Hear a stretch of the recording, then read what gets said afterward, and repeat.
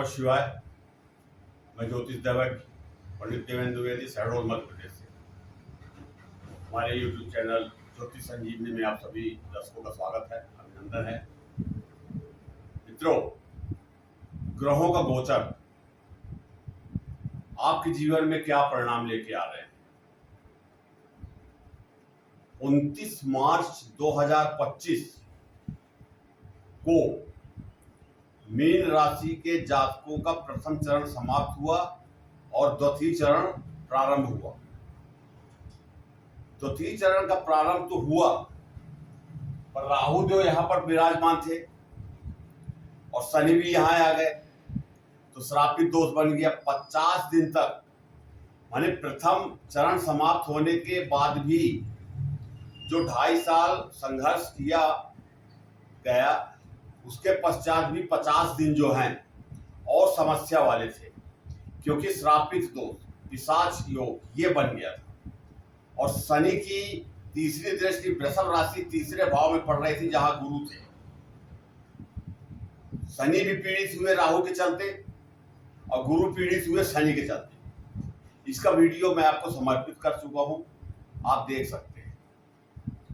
और 14 मई 2025 गुरु बृहस्पति तीसरे भाव से गोचर करते हुए चौथे भाव में मिथुन राशि में केंद्र में आ गए, तो शनि की दृष्टि से हट गए। और 18 मई 2025 को राहु मीन राशि से निकल करके और कुंभ राशि में चले गए, तो शनि भी स्वतंत्र हो गए। तो यहाँ पर राहु, शनि और गुरु तीन ग्रह पहले ही 18 मई 2025 को किसी भी दोष से, किसी भी प्रकार से मुक्त हो गए, स्वतंत्र हो गए। अपना परिणाम कुंडली के अनुसार शुभ या अशुभ परिणाम देने में वो सक्षम हो गए। ये चंद्र राशि पर आधारित है कुंडली। इसे चंद्र राशि पर गोचर के आधार पर माना जाए, ऐसा समझा जाए। कुंडली दो प्रकार की होती है। एक तो जब किसी बच्चे का जन्म होता है, तो ब्रह्मांड में जो गोचर हो रहा है, जो ग्रहों की चाल है, वही गोचर, वही समय, वही नक्षत्र, वही राशि, सब कुछ देर बाद वही गोचर जन्म कुंडली बन जाती है। और जन्म कुंडली में कौन से ग्रह किस राशि में, किस भाव में है, ये सब कुछ हो जाता है, जो स्थायी रूप से होता है। और गोचर जो है वो चलते रहता है। उसके बाद दूसरी लगन आएगी, तीसरी लगन आएगी, फिर गोचर चलते जाता है। ग्रहों का राशि परिवर्तन होते रहता है। पर 29 मार्च के बाद 18 मई तक 4 बड़े ग्रह जो हैं, राहु, केतु, शनि और गुरु, ये 4 ग्रह जो हैं परिवर्तन कर चुके हैं। इसका वीडियो आपको समर्पित कर चुका हूं। अब कौन से ग्रह जून माह विशेषकर मीन राशि के जो जातक हैं उनके लिए जून 2025 कैसा निकलेगा, क्या उपलब्धि होगी, क्या प्राप्ति होगी, ये वीडियो पूरा देखिएगा आप। अभी मैं गोचर कुंडली की बात कर रहा हूं, चंद्र कुंडली की बात कर रहा हूं, और ये भी हम देखेंगे। आपको आज मैं बताऊंगा कि कोई भी ग्रह जन्म कुंडली के अनुसार या गोचर के अनुसार जब भ्रमण करता है, चलता रहता है, किसी न किसी ग्रह की महादशा चलती है, किसी की अंतर्दशा चलती है, किसी की प्रत्यंतर दशा चलती है। गोचर में भी इसी प्रकार से ग्रह जो है वो एक राशि से दूसरे राशि, तीसरी राशि में स्थान परिवर्तन करते रहते हैं। पर हम यहीं पर आकर के रुक जाते हैं। पर आज मैं आपको बताऊंगा कि किसी भी ग्रह का शुभ या अशुभ फल हम कैसे देख सकते हैं। आप खुद देख सकते हैं। बगल में अष्टक वर्गीय कुंडली है, यहां खुद हम देख सकते हैं। पहले इसकी बात करते हैं कि चंद्र कुंडली क्या बोल रही है, गोचर क्या कह रहा है, राशि ग्रहों का जो राशि परिवर्तन हो रहा है उसके क्या परिणाम मीन राशि के जातकों को मिलेगा। इतना जरूर कहूंगा कि जून 2025 मीन राशि के जातकों के लिए बहुत खुशियां लेकर के आया है, बहुत खुशियां लेकर के आया है। 5-6 ग्रह जो हैं बिल्कुल मीन राशि के जातकों के अनुकूल हैं। शुक्र का अभी परिवर्तन हुआ, राशि परिवर्तन हुआ। शुक्र जो है यहाँ पर मेष राशि में धन भाव में आ गए और शुक्र जो है धन के कारक ग्रह हैं। लग्जरी लाइफ, वाहन, अच्छे कपड़े, अच्छा खाना, माने जितनी भी हमारे मन में जो विचार आते हैं सुख सुविधाओं का, उनका सबका कारक ग्रह जो है शुक्र है और धनदायक तो है ही है। और सीधी सी बात है कि जब कोई ग्रह धन देता है तभी हमारी इच्छाओं की पूर्ति भी होती है। तो मीन राशि के जातकों के धन भाव में, वाणी और कुटुंब के भाव में शुक्रदेव का गोचर चालू हो गया। अब यहां पर शुक्रदेव बैठ करके मीन राशि के जातकों को क्या देंगे, क्या लाभ पहुंचाएंगे। तो सबसे पहला लाभ तो यही है कि धन के आय के जो मार्ग है वो खुलेंगे, रुका हुआ धन भी प्राप्त होगा, धन की प्राप्ति होगी, व्यवसाय नहीं चल रहा था व्यवसाय चलेगा, ये शुक्रदेव यहां पर करने वाले हैं। परिवार में आपसी सामंजस्य, आपसी तालमेल बढ़िया रहेगा और वाणी बहुत अच्छी होगी, बोलने का तौर तरीका, खाने पीने का जो शौक है, वो हर चीज हमारे जीवन में जो हम चाहते हैं वो शुक्रदेव जो है वो धन भाव में बैठ करके आपकी पूर्ति करेंगे। तो सबसे पहले तो यहां पर धन की पूर्ति ही करेंगे।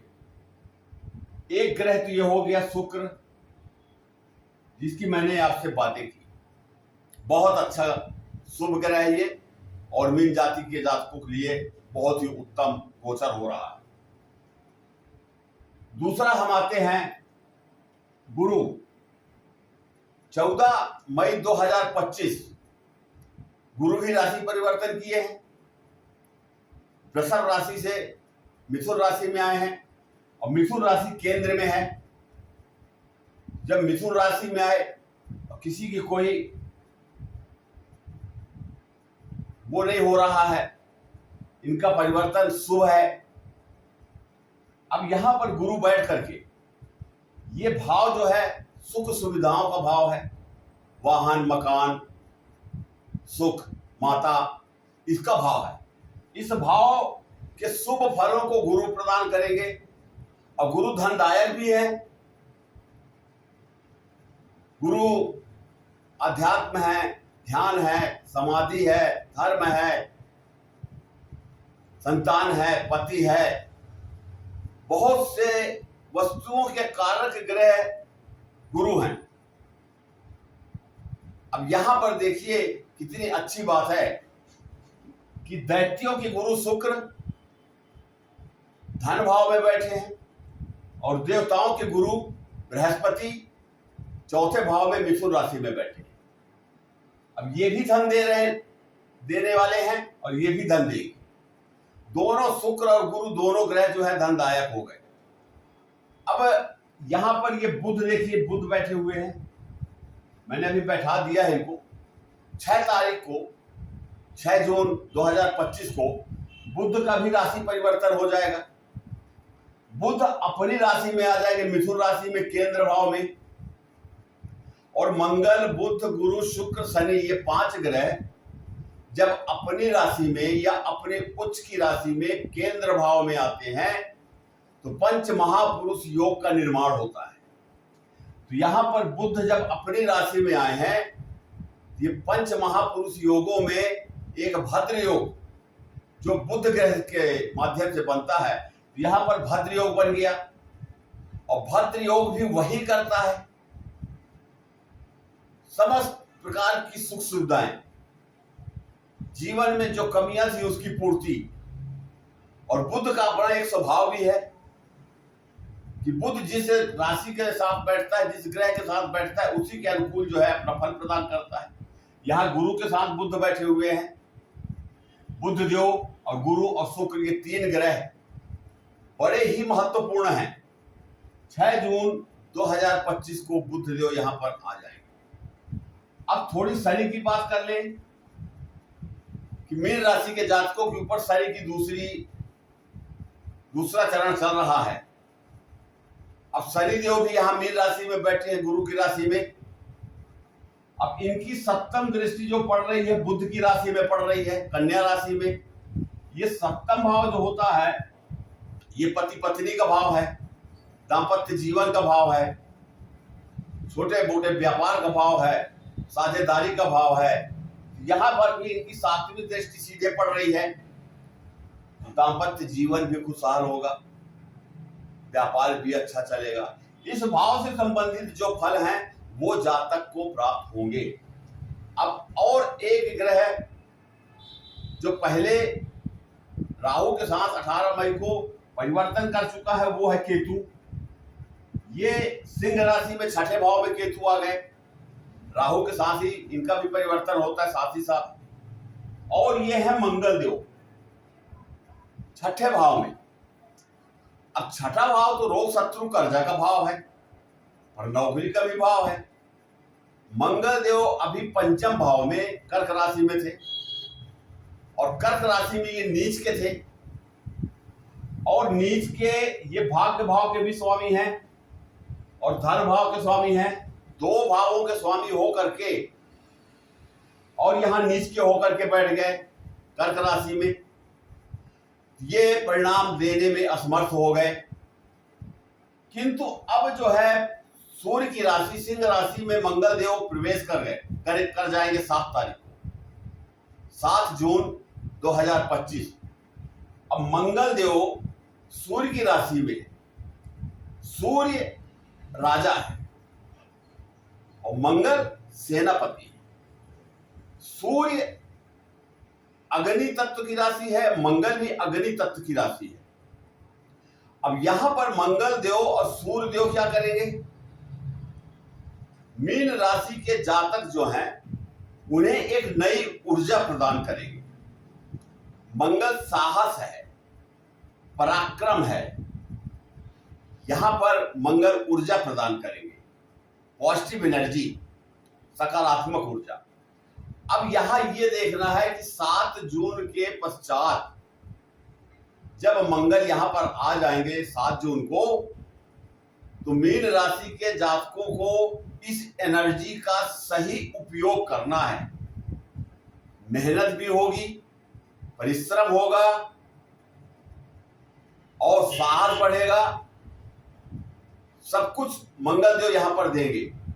जो लोग नौकरी के लिए परेशान थे, पुलिस में, सेना में, ये मंगल देव यहां पर नौकरी भी दे सकते हैं। ये मंगल देव की कहानी है। मंगल को शत्रुहंता कहा गया है। 6ठे भाव के कारक ग्रह हैं।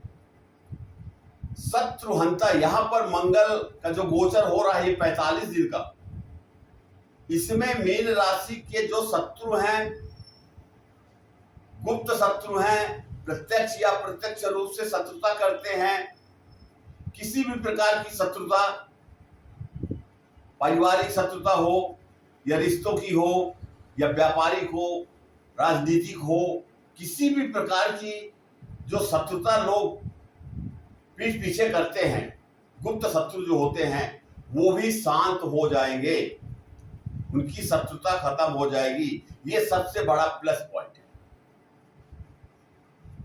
मैं आप सभी को, जितने भी हमारे मीन राशि के जातक हैं, उनको ये कहना चाहूंगा कि वो इस ऊर्जा का सदुपयोग करें, आलस न करें, और नहीं यही ऊर्जा जो है निगेटिव हो जाए और सिर्फ हम गोचर देखते रह जाए।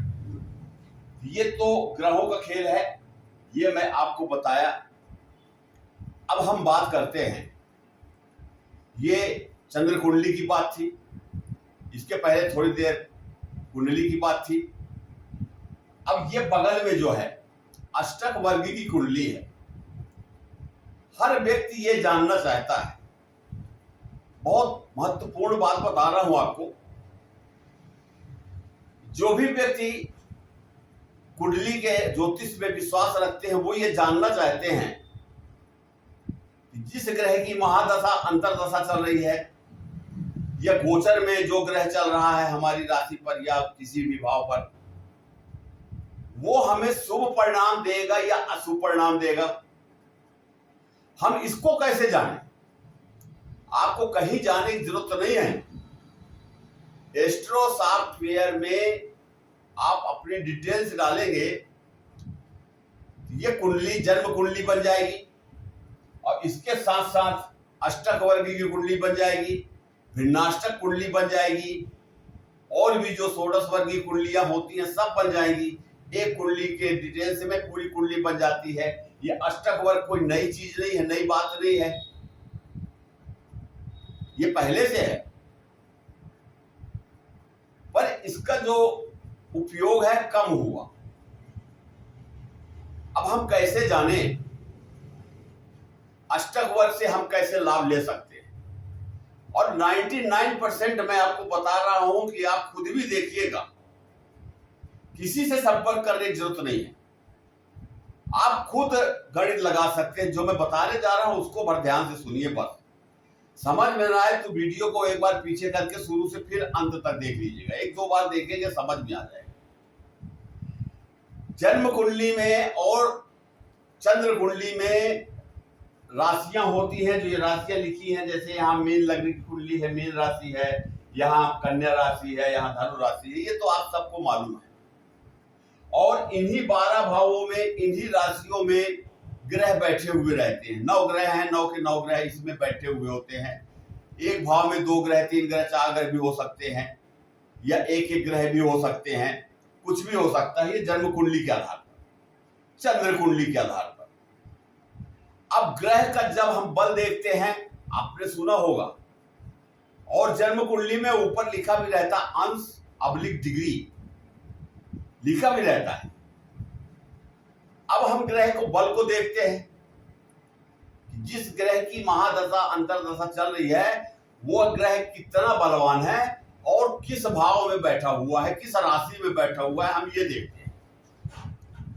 तो 0 से लेकर के 6 डिग्री तक ये 25% जो है शुभ या अशुभ होगा। 6 से लेकर के 12 तक 50% शुभ या अशुभ होगा।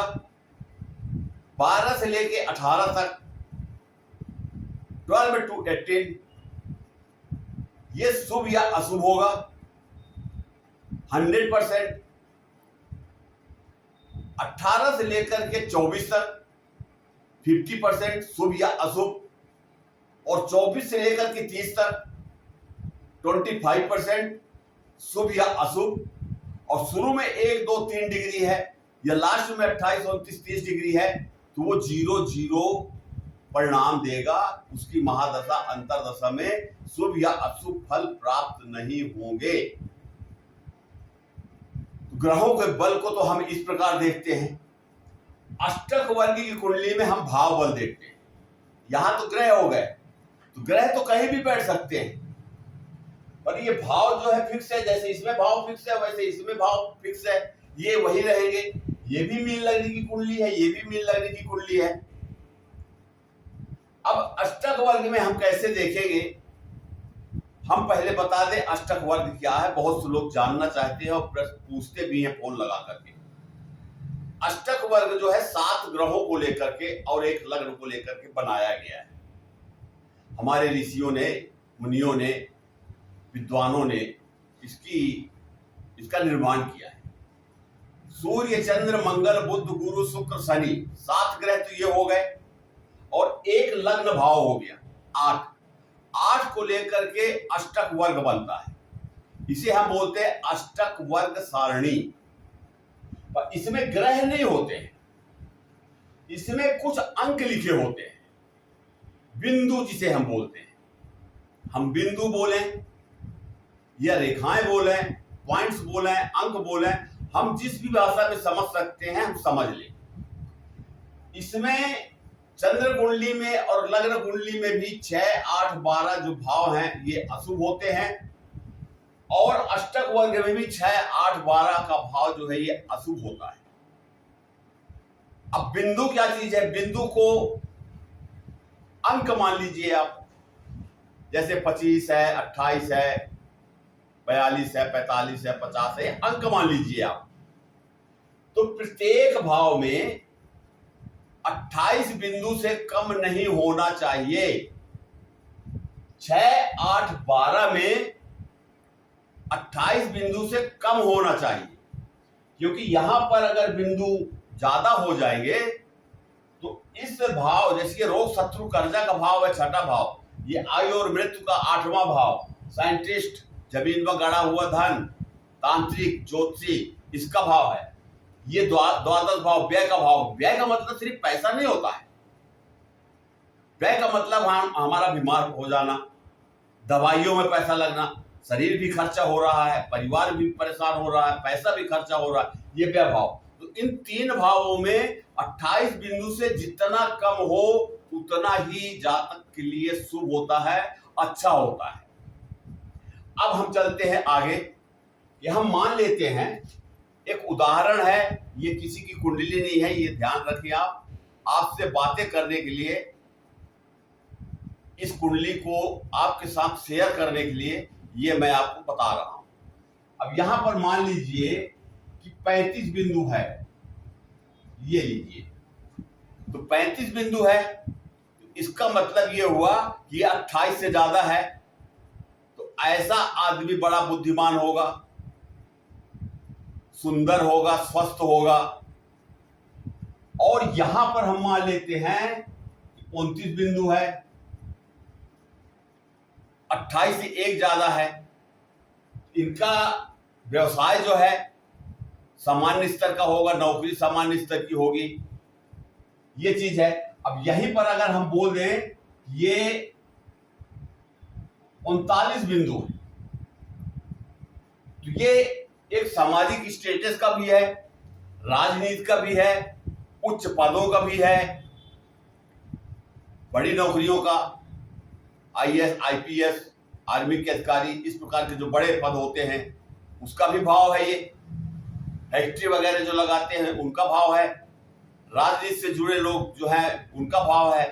पर यहां पर बिंदु अच्छा होना चाहिए, केंद्र का भाव, दशम भाव, कर्म भाव, यहां बिंदु अच्छा होना चाहिए। इसी प्रकार से अब हम ये देखेंगे कि जैसे शुक्र का गोचर हो रहा है, तो शुक्र का गोचर किसी की भी कुंडली हो, शुक्र का गोचर कहां पर हो रहा है? यहां पर धन भाव में, ये धन भाव है, देखिए ये धन भाव में मेष राशि में हो रहा है। मैं समझने के लिए यहां लिख देता हूं, ये शुक्र है, समझने के लिए। यहां ग्रह नहीं होता, बिंदु होते हैं, ये भाव बल है। अब यहां पर शुक्र को मान लीजिए कि 30 बिंदु मिल गए, 30 बिंदु मिल गए तो बहुत बढ़िया मिल गए। धन का अर्जन जो है, धन की आय की जो साधन है वो बहुत ज्यादा हो जाएंगे, 30 से ज्यादा होगा तो और ज्यादा हो जाएंगे। और यहीं पर अगर मान लीजिए 20 हो गया तो कमजोर स्थिति हो गई, शुक्र फिर देने में सक्षम नहीं है, ये भाव बल है। इसी प्रकार से यहां पर आपकी कुंडली में गुरु और बुध हैं, बुध यहां पर आ जाएंगे 6 जून को, ये गुरु पहले से है यहां पर। अब बुध जो यहां पर, जैसे मैं पीछे बता चुका हूं कि भद्र योग बना रहे हैं। अब यहां पर हमको कितने बिंदु प्राप्त हो रहे हैं? 28 बिंदु से कम प्राप्त हो रहे हैं या 28 बिंदु से ज्यादा हो रहे हैं? 28, 24 और 28 के बीच में है तो सामान्य स्थिति रहेगी। 24 से कम होना अगर चालू हो गया, 20, 21, 22, 23 कुछ भी, तो ये भाव कमजोर हो गया, भाव का बल कमजोर हो गया, और इस भाव में बैठने वाला ग्रह भी अपनी शक्ति को प्रदर्शित नहीं कर पाएगा। जिस भाव से हम जितनी अपेक्षा करते हैं वो हमको प्राप्त हो रहा है कि नहीं हो रहा है, ये भाव बल होता है। इसी प्रकार से हम मंगल को देख लेंगे, केतु को देख लेंगे, राहु को देख लेंगे। जिस भी ग्रह की महादशा अंतरदशा, ये उसी भाव में आप उस ग्रह को रख करके और वहां के बिंदु को देख लीजिए आप। अब बिंदु को आप देखेंगे तो आपको समझ में आ जाएगा ये कितने बिंदु हैं यहां पर। अब मान लीजिए यहां पर 36 बिंदु आ गया, तो 36 बिंदु तो बहुत हो गया। तो यहां पर गुरु बृहस्पति और बुध देव दोनों बहुत अच्छा परिणाम देंगे, शुभ परिणाम देंगे, जीवन में खुशियां देंगी। माता का स्वास्थ्य खराब है, स्वास्थ्य ठीक हो जाएगा, व्यापार में वृद्धि होगी, वाहन, मकान, जमीन, प्लाट, सोना, चांदी, जो कुछ भी कल्पना आप करते हैं वो इस भाव से होता है। यहां पर आपकी वृद्धि हो जाएगी। लेकिन ये जो तीसरा भाव है, यहां पर ये हमारी इच्छाओं का भाव है।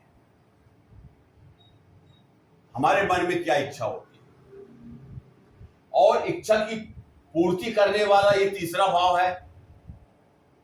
ये इच्छाओं का भाव है, ये इच्छा पूर्ति का भाव है, छोटी मोटी बीमारियों का भाव है, लक्ष्मी भाव है, आय का भाव है, हम इनकम देखते हैं अपनी।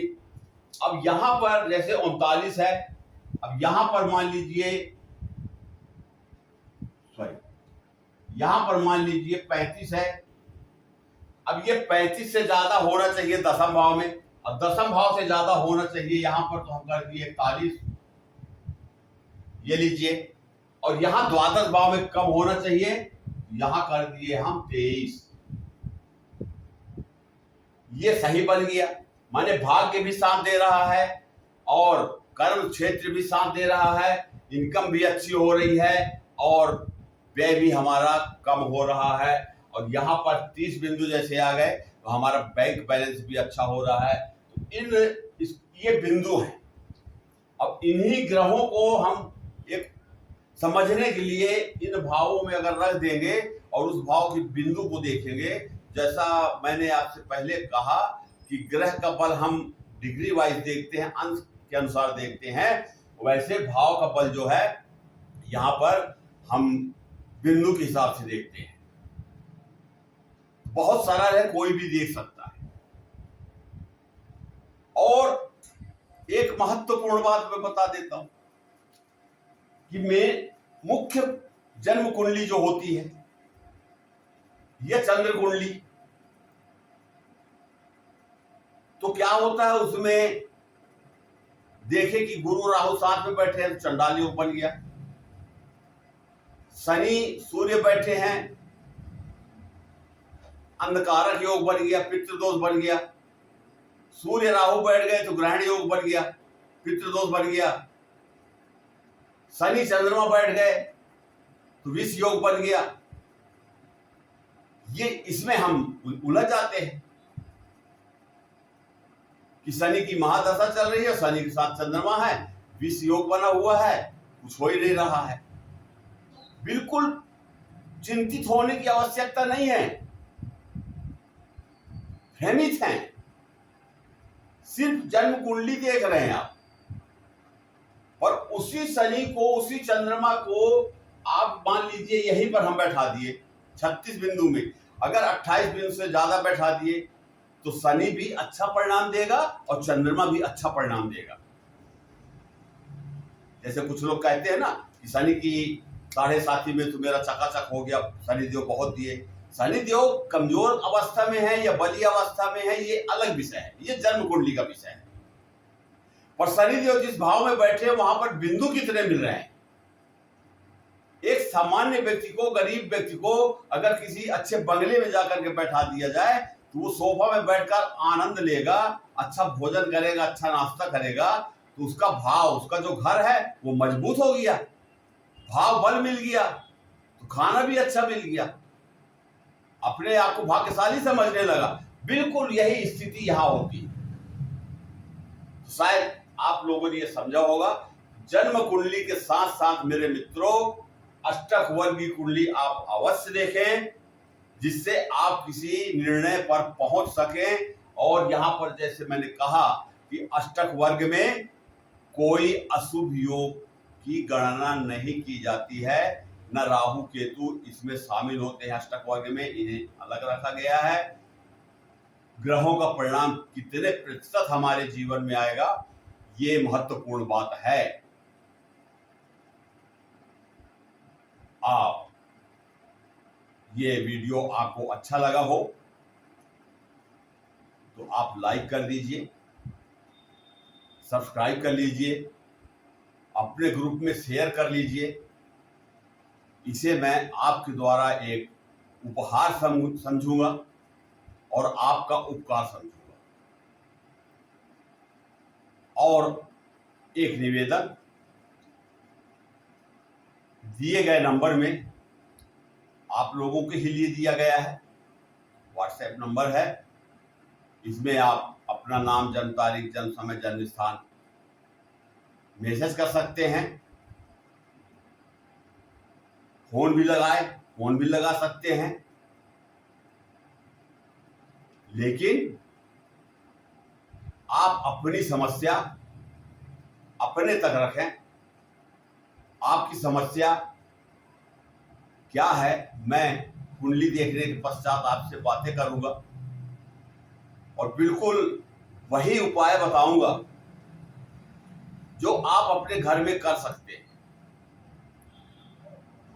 थोड़ा समय निकाल कर अपने घर में आप कर सकते हैं और जीवन में परिवर्तन ला सकते हैं, ग्रहों को अपने अनुकूल बना सकते हैं, कर्म दोषों को हटा सकते हैं। ये छोटी सी जानकारी मैं अपने गुरु को प्रणाम करते हुए आपको समर्पित करता हूं और इन्हीं शब्दों के साथ अपनी वाणी को विराम देता हूं। नमस्कार।